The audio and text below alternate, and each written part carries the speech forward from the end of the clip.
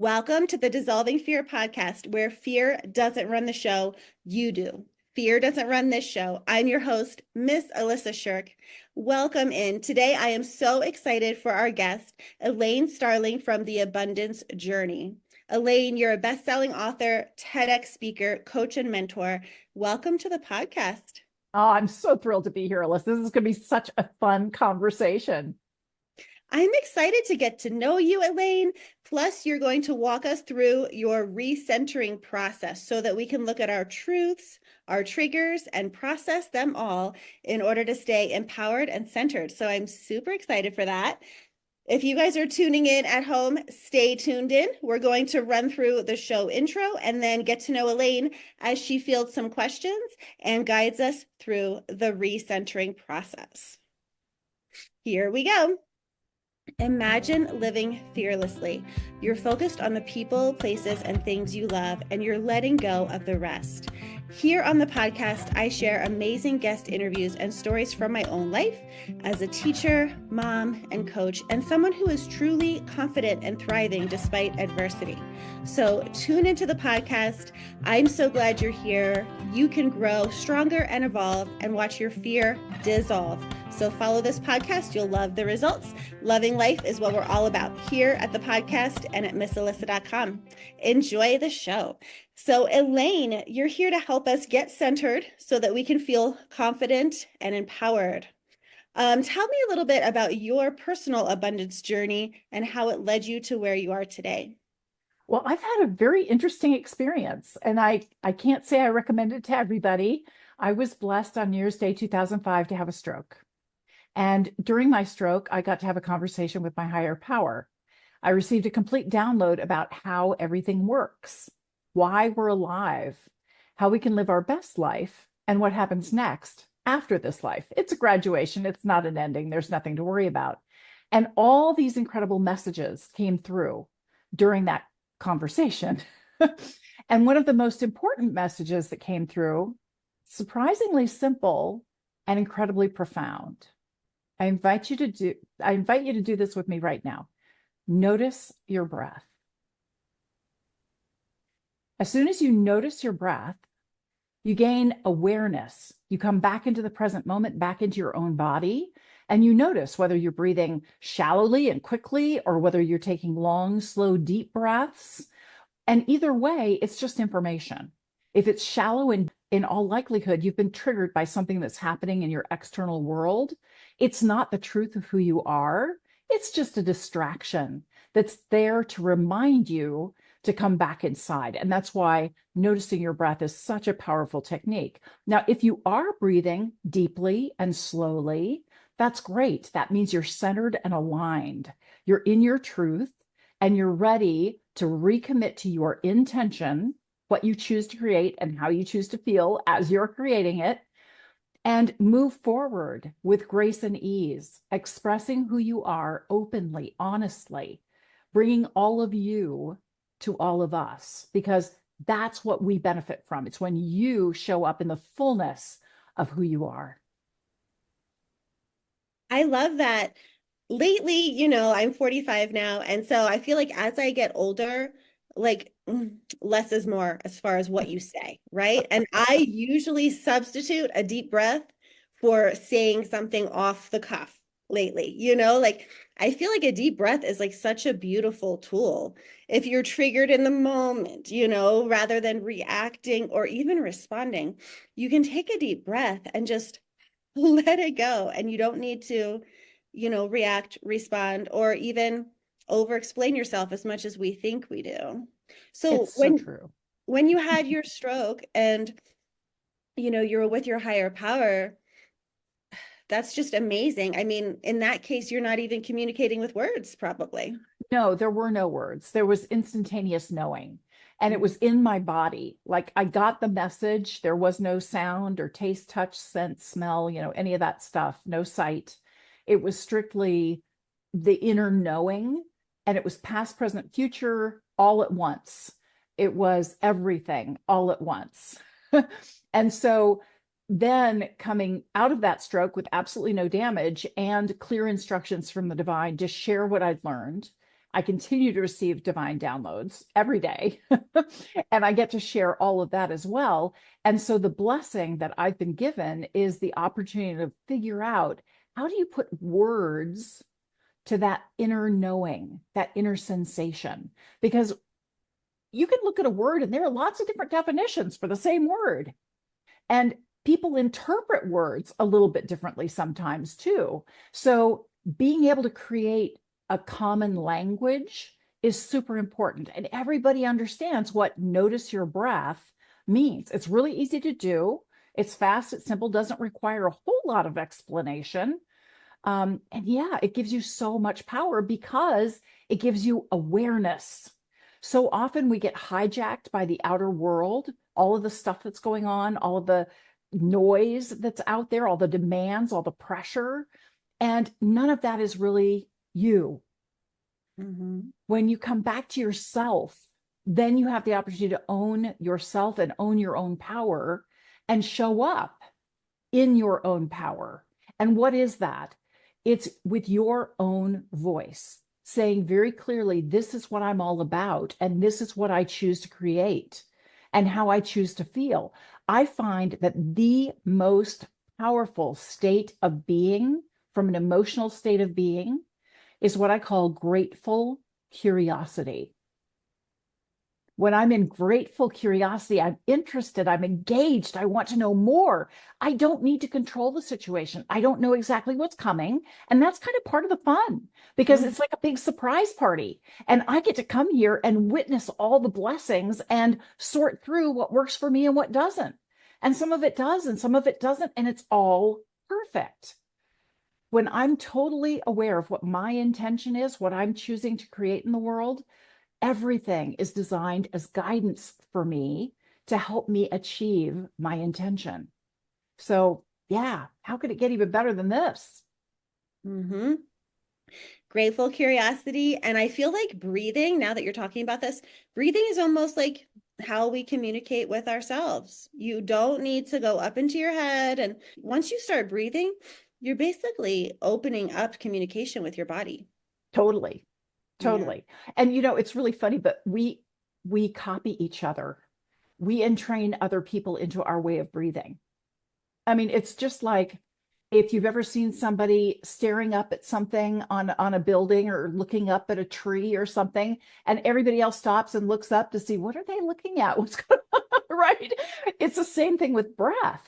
If you start to get animated and you're breathing shallowly and you're all excited and full of passion and desire, people start to breathe a little bit more shallowly too, because they're trying to get in alignment with you, and they want to feel what you're feeling if they're excited and engaged.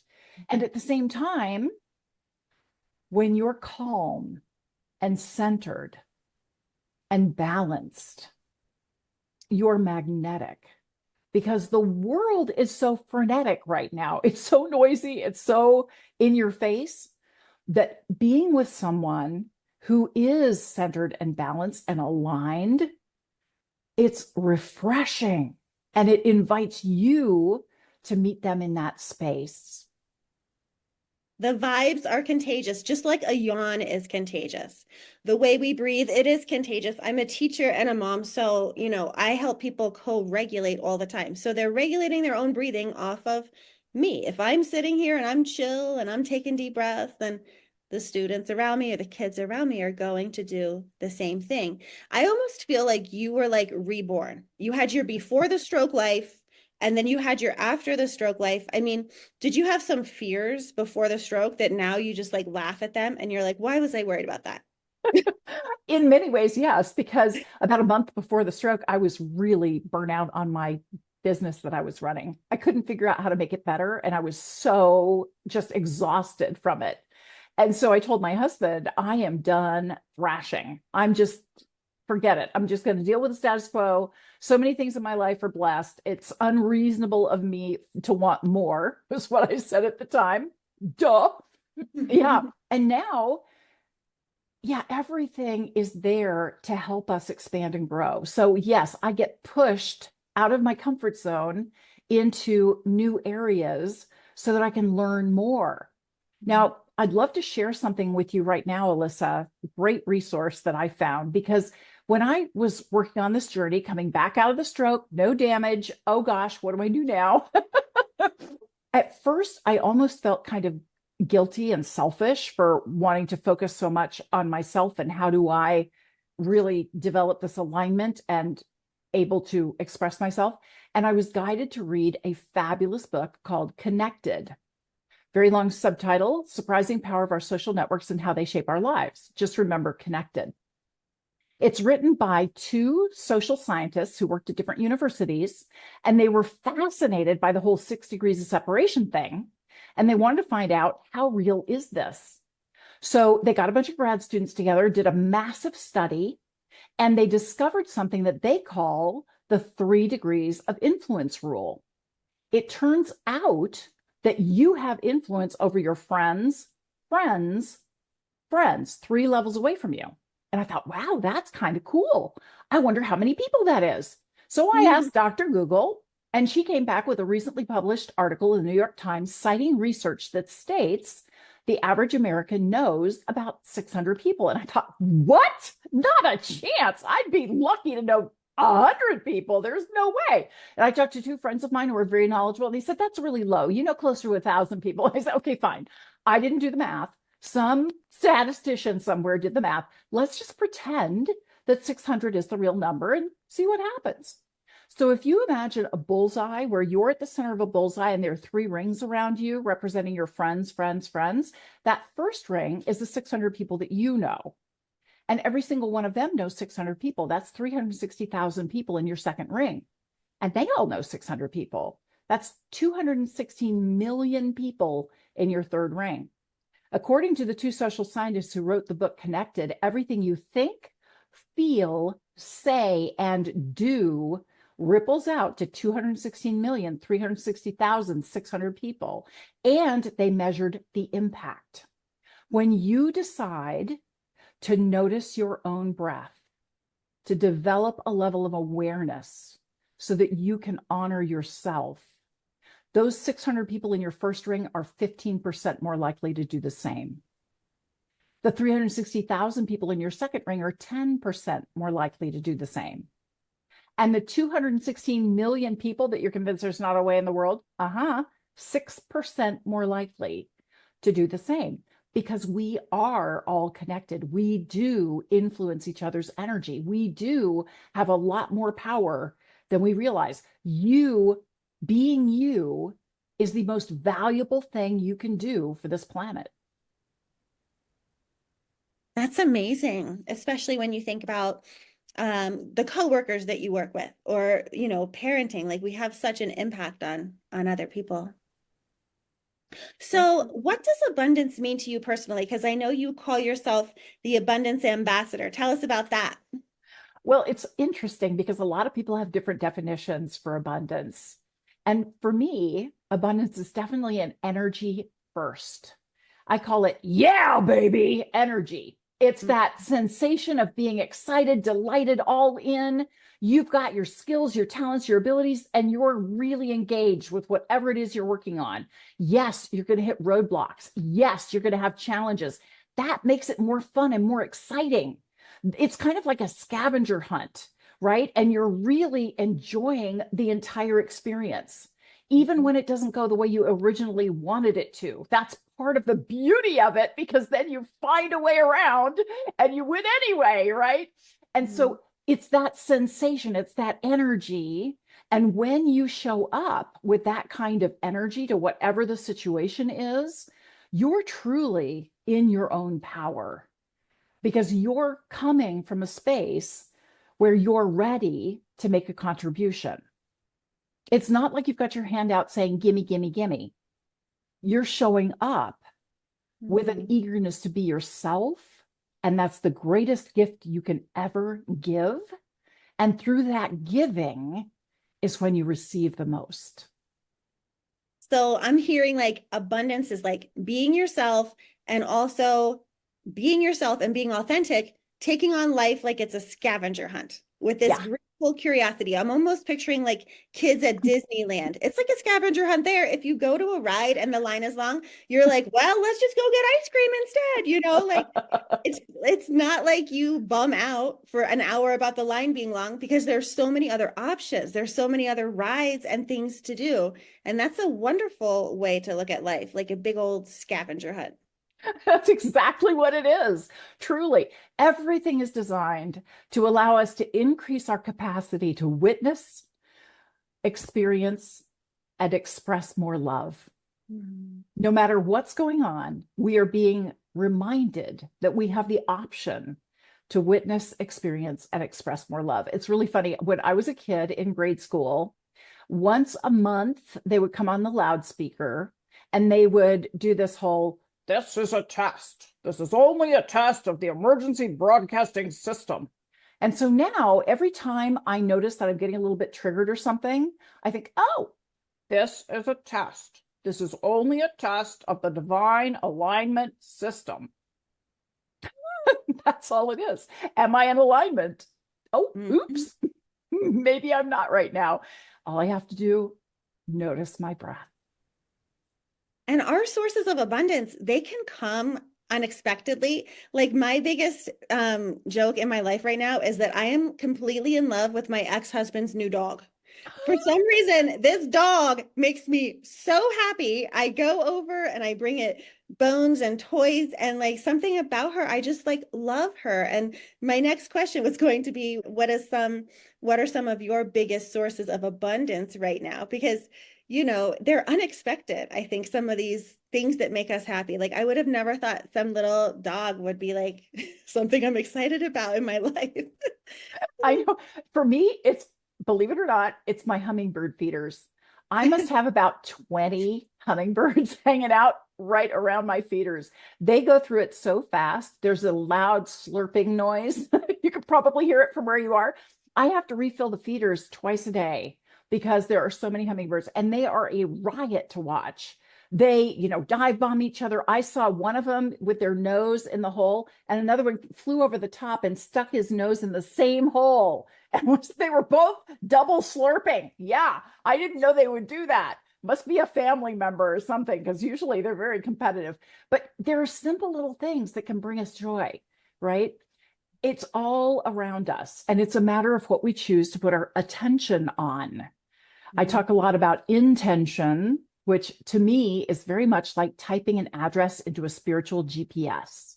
My intention is what I choose to create and how I choose to feel as I'm creating it. All of that is what I control. I'm not in charge of how I get there. The divine is going to guide me and remind me of different tools and resources and introduce me to cool people like you. There's all these opportunities that will be shown to me on the path. Just like with a regular GPS, you don't need to know that you're going to turn 25 miles from now. You need to know where to go right now. And that's all that's required. So, yeah, there's so much that's here for you. And when you're willing to step in with grateful curiosity, is when things really start to open. Yeah. And I would say if anyone listening, if you're an entrepreneur, don't ask yourself like, oh, now I have to learn, how to edit a video. Is this going to pay off? And now I have to learn to do this. And is this going to be worth it? You can't, it's almost like it just has to be fun. It just has to be fun, like exploring your life, exploring your business. Because you never know how everything's going to fall into place. It's very magical. And the words you use make all the difference Mhm. because what you say, you are literally speaking into existence. Mhm. So I used to work, I'm putting little quotation marks around the word work. Mhm. I don't choose to work anymore because as I use that word, it felt heavy. It felt difficult. It felt like it was all on me. It felt like it was a slog and a have to. So now I play. I'm putting quotes around that one too. I play instead of work. And when I play, I get to have fun. It's easy, it's engaging. I get to play with other people. I get to invite them into my game, right? And it's not a I have to, it's a I get to. And with that kind of perspective, that kind of attitude, that kind of language, I'm living into that space. It's like you're projecting what you choose to experience ahead of you, like throwing a little carpet down in front of you and then stepping onto the carpet. And you're paving this path for ease and grace. So pay attention to the words that you're using and notice when you're making things sound like they're difficult and unpleasant versus sounding like they're fun and easy. That was actually my next question was how does the scarcity mindset show up in everyday life? Your words. That's such a huge way. How does the lack mindset show up? Through your words. Yeah. Absolutely. Yeah. Is there any other place we can look for like maybe lack mindset or a scarcity mindset where we need to work on it? Because I know what we say to ourselves and others is very important. Yeah, definitely notice your words and your thoughts. I'm counting that as noticing your words too, because they are words to you. Mhm. And also notice what's happening with your body, because your body is actually your subconscious mind. Your Mm. mind makes about 5% of the decisions you make every day. Your subconscious mind makes about 95% of the decisions you make every day. And you can say, I am healthy, wealthy, and wise all you want. You can get your conscious mind to just go there. But if your subconscious mind doesn't agree with you, trust me, that subconscious mind is going to control your actions. So notice your body. That's why noticing your breath is so powerful. Notice where you have tension. Notice where you're clenching, where you're resisting, because often where you're resisting is actually where the biggest growth opportunity is for you. So if you can find a way to get into grateful curiosity around it, and I encourage baby steps. If you're terrified of being on stage and being in public and you just can't imagine being in front of an audience, don't do that. Okay. Do baby steps. Chat with one person. Share a story with just one person and feel it in your body. Feel how it feels to honor your truth and share your story. And notice the difference that you're making in this other person's life. Yeah. Practice, practice, practice. Small steps. Small steps will take you big places. It's so funny. I was just looking at my Zoom account and I found a Zoom recording from years ago where I was like giving a speech on the Zoom to a student council in like Oregon. And it was like one of my first presentations, and keep going, everybody, on whatever you're working on, because you can open your phone and look back a year from now and say, oh my gosh, I've come so far, you know? Absolutely. You're continually growing and Yeah. you often don't even recognize your own growth. Mhm. May I share a little exercise that I do that I found really powerful? Yes. I call it my daily celebration. So, what I do, I have a good friend, and she's on the other side of the country from me. And every Monday through Friday, I write an email to her where I celebrate the things I did yesterday and I celebrate the things that I'm going to do today in advance before life happens and everything changes. But this is what I intend to do today. And I send that to her. I get her email back to me about what she's celebrating from the previous day and what she's celebrating for today. And I respond raving about how much progress she's making, resources that could help her. I just, I'm so blown away by who this person is. And it gets my energy up because I'm connected with this fabulous woman. Wow. Right. So I'm feeling the energy. And then I get her reply back to me with the recommendations and the celebrations and the resources and all of that. And it's like, wow, I see my own momentum because I take the time to track what I'm doing.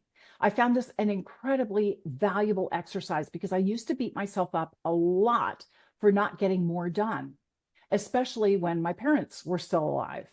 And I spent a lot of time with my parents, taking them to doctor visits, just hanging out with them. And when I could see in black and white through my emails how I was truly spending my time, that was exactly how I wanted to spend my time. That was cherished time that I would never have again with people that I deeply love and admire. Of course, that's what I wanted to do as my priority, much more important than specific work items. So Mhm. use this exercise so that you can see yourself more clearly, and be sure to celebrate yourself, because it is about the progress you're making. It's about what you're learning, what you're practicing, and your Mhm. progress. I love that. And for anyone listening, if you can't think of somebody to email, email yourself. I email myself reminders all the time. Why not listen to Elaine and email yourself a little synopsis of what went right yesterday and what was awesome about yesterday? And then also add in what you're looking forward to the next day, right?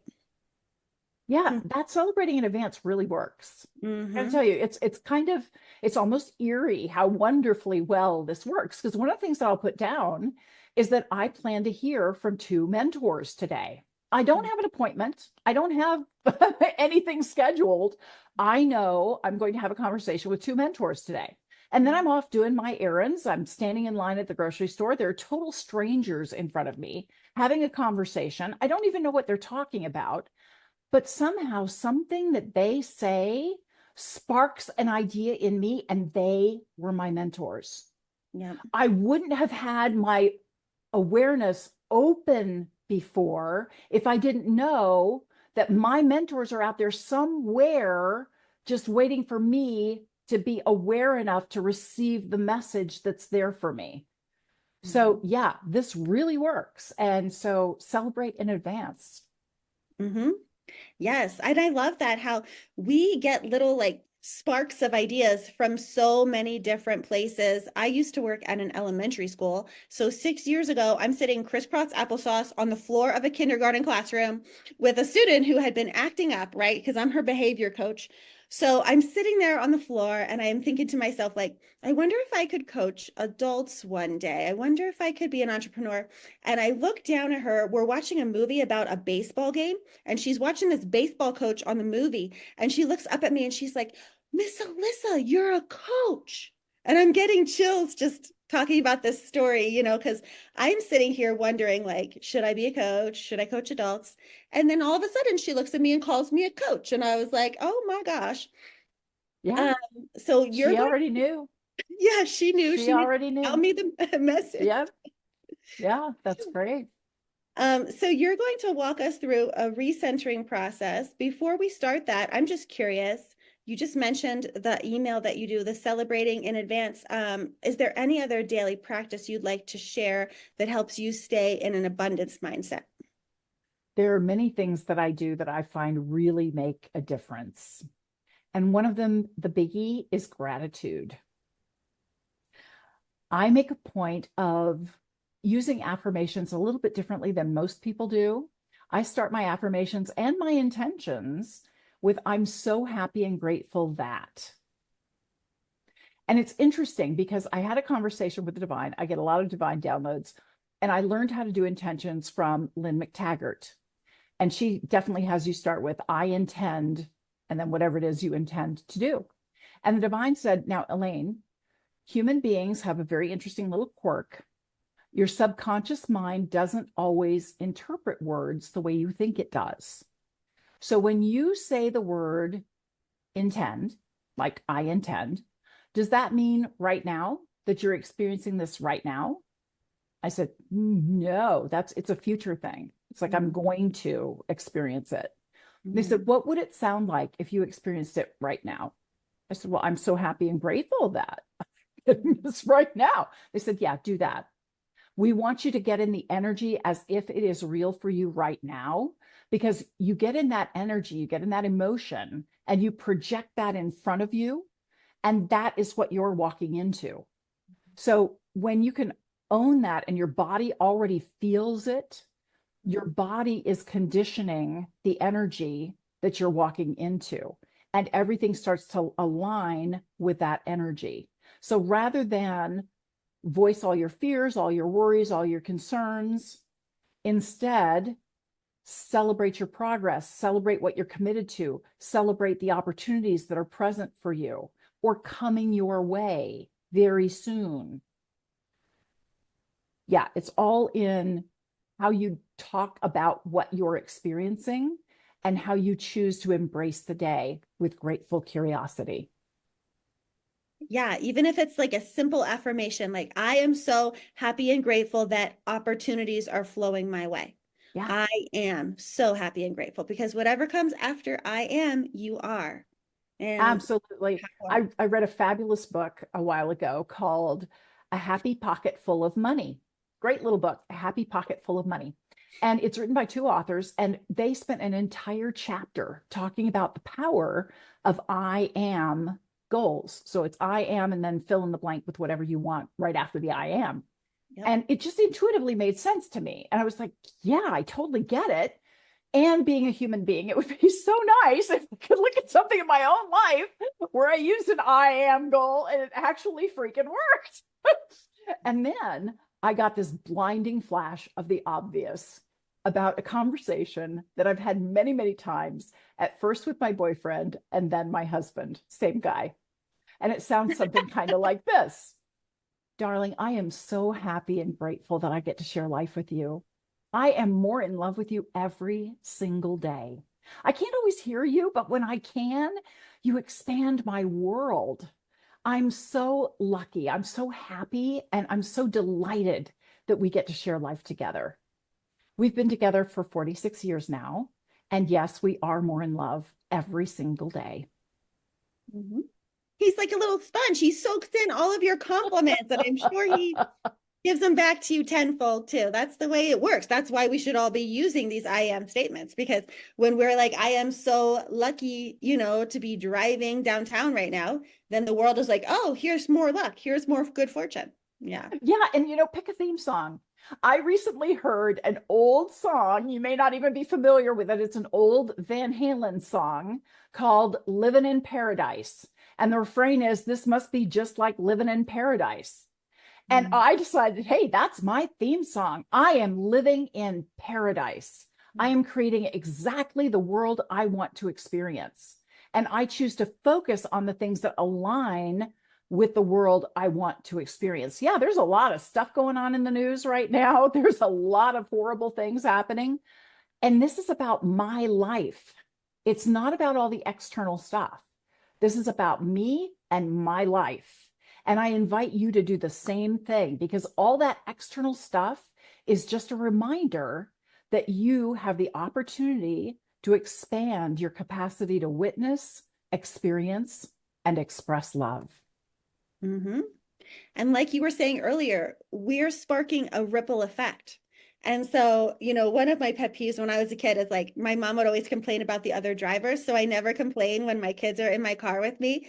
And when I was getting a divorce, every day I would pick up my kids at daycare and we would drive by the lake and I would be like, there's the lake. And then after a while, I would drive by the lake and I would hear them in the back seat singing and they'd be like, there's the lake. Because kids are like little parrots. They repeat what they hear us talking about. So if we're talking about the war or our divorce or the traffic, the kids, that's what they absorb.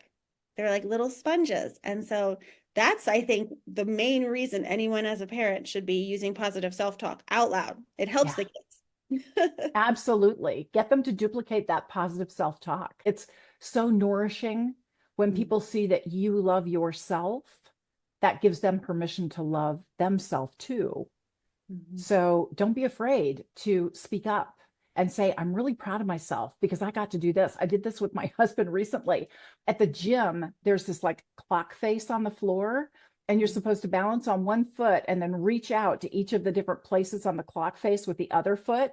So you're balancing the whole time. And I had been so wobbly, I hadn't been able to do it. I was able to do it 3 times in a row on both feet. And I told him, I'm like, I'm so stoked. I'm much better with my balance now. And he was able to celebrate with me. And you see the energy that it creates, the sense of possibility. Yeah, I couldn't do it a few months ago, but now everything has shifted. Mhm. Yeah. Where do you live with all your hummingbirds and your gym? I live outside Sacramento, California, near where gold was discovered. Nice. I'm heading to Carlsbad in a week or so for spring Oh, break. So, beautiful. That'll be fun.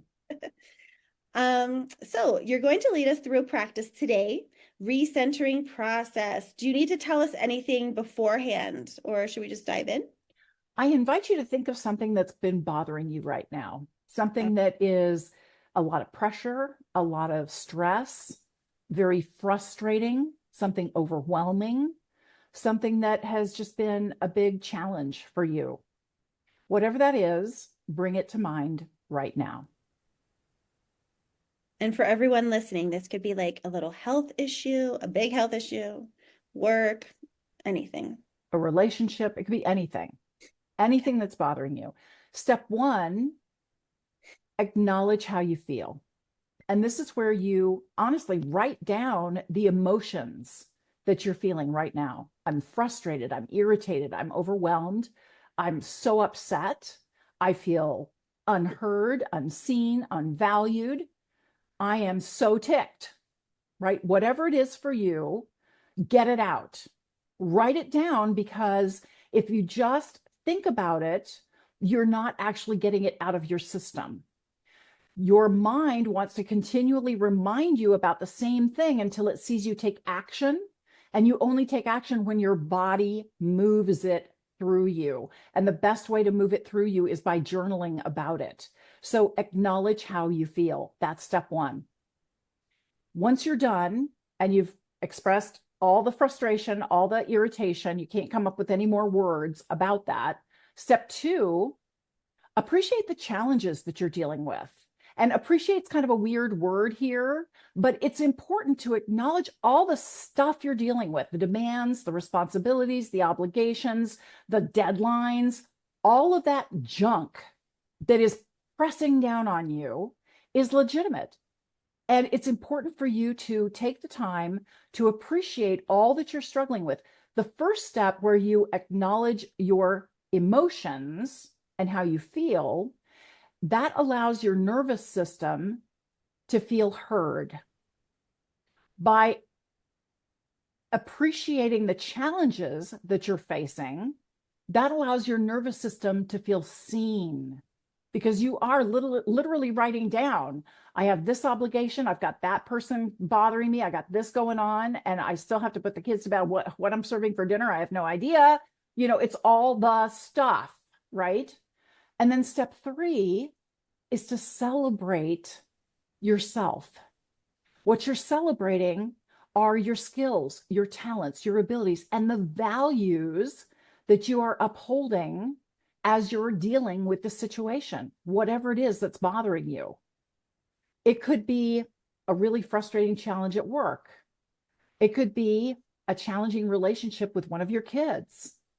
Whatever it is, you're doing the best you can, and you're bringing your talents to bear to make a difference. When you take the time to celebrate yourself, now your nervous system feels valued. Once your nervous system feels seen, heard, seen, and valued, then you're able to reset. You kind of come back to center, you realign. I really invite you to notice your breath, notice how it's deepened, notice how your voice has deepened, the pace has slowed down, you feel more centered and balanced in your body. And this is the point where you recommit to your intention to show up the best you possibly can and do a good job, but not worry about getting everything perfect. Mhm. Recognizing that you're doing the best you can. So it's recommitting to your intention, what you want to create and how you choose to feel as you're creating it. And then the final step is to step into grateful curiosity, putting your attention on everything that aligns with your intention. That's how you effortlessly flow through life, because you are divinely guided to fulfill your intention. This sounds like something that you could honestly do like over your lunch break or in your car, or, it doesn't take that long. It sounds like do it when you're triggered, do it when you're frustrated, when your hips acting up, or when you're frustrated with that person at work. So let's review the 4 steps again. Grab a pencil and paper, grab a pen and paper. Because the first step is go ahead. What? It's Yeah. acknowledge how you feel. Write Yeah. down your emotions. That's Hmm. step one. Step two is appreciate the challenges you're dealing with. Write those down too. Step three is to celebrate yourself. And I want you to write that down too, because so often you discount what you bring to the party. You pretend that you're not necessarily doing the best you can. You're not going to be 100% perfect. Who is? And yet, you have a deep commitment, a deep passion and compassion for other people. And you are bringing your gifts to bear in this situation. And you're upholding values that are really important to you, like maintaining great relationships with people you love. Whatever it is for you, write it down because that makes it real. Then the next step is to recommit to your intention, what you choose to create and how you choose to feel as you create it for with whatever the situation is. And then the final step is to step into grateful curiosity so that your attention is directed to everything that supports your intention.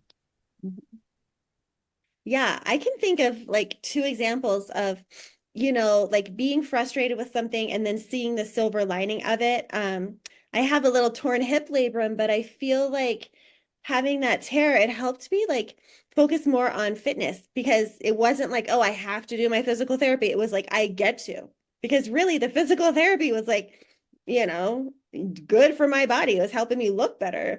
It was healing the hip, but and then a second example is I have a little bit of sniffles today. They just came up like halfway through my workday, but it was so cute. Every time I would sneeze in a classroom, like five students would be like, bless you. So I felt like blessed all day long. I'm feeling a little under the weather and I'm sneezing like all over these classrooms. However, the students are all like saying bless you, like all over the place all day long. So it was like really cute. That's great. So I feel like your recentering process encourages you to think through the adversity you're facing, the frustrations that you're facing, and then see the silver lining also. Yeah, they're real. And if until you acknowledge what's going on for you, you're just, trying to plug your ears when there's all this loud noise going on around you. And until you feel seen, heard, and valued, you can't return to center. You can't go back to your own power. You can't make progress towards what you truly want to experience. So it's really important to take the time to recenter. It's one of the best gifts you can give yourself. So, Elaine, you're a life coach. Do you want to tell us about your coaching program or also share like a client success story? I love those. Absolutely, absolutely. So everything I do is called the Abundance Journey. I have a show also called the Abundance Journey, and it's all about how you create a life of ease and joy by collaborating with the divine. Mm. And it's effortless, it's easy, and it's a lot of fun when you understand how it actually works. So one of my programs is called Inner Power Protocol. And I take people through how to understand your own power and how to show up in that power for yourself first. And then when you're in relationship, because relationships are there to tune your power. It's just like if you've ever seen somebody with a violin and they've got the little pegs and they're adjusting the violin to get the tone just right. That's what your relationships do. They adjust the tone so that you experience love in deeper, richer ways. And then, of course, it's also about collaborating with the divine. So, a lot going on, and it's a lot of fun. So, Elaine, what would you tell someone who is feeling stuck right now? Any advice? Yeah, if you're feeling stuck right now, I'm going to invite you really simple. Notice your breath. Bring the awareness back in because it's time to look inside to see what the stuckness is all about. And that recentering exercise that we just went through Hmm. allows you to really understand what you feel has been getting in your way. And sometimes, I hate to say this to you, but it's because I love you that I say this. Sometimes you're the one getting in your way. And that exercise gives you permission to rant and rage and scream and complain and get it out of your system so that you can see the truth of how you're showing up, recommit to your intention, Mhm. and step into grateful curiosity again to play this amazing game called life. It's here to support you. You're not on your own. You're actually in total collaboration with the divine, and everything is here to serve you. Now, it's kind of like a game of warmer and colder.